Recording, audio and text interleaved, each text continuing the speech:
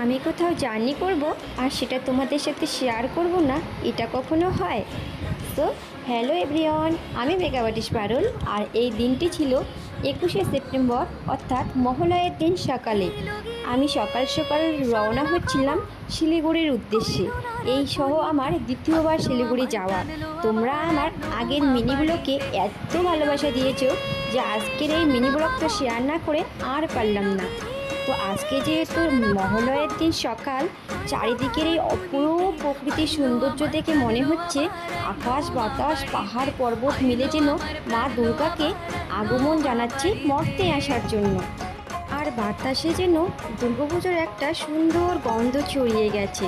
যেহেতু আমাদের ওয়েস্ট বেঙ্গলের সবথেকে বড় উৎসব অর্থাৎ দুর্গা উৎসব বা দুর্গাপুজো, তাই মানুষজনের সাথে সাথে প্রকৃতির সমস্ত জিনিস যেন আনন্দে মেতে উঠেছে।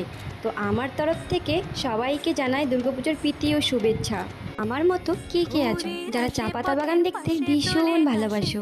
আমি জানি আমাদের মধ্যে অনেকেই আছি। আর এই সুন্দর জায়গাটি ছিল ডুয়ার্সের উতলাবাড়িতে।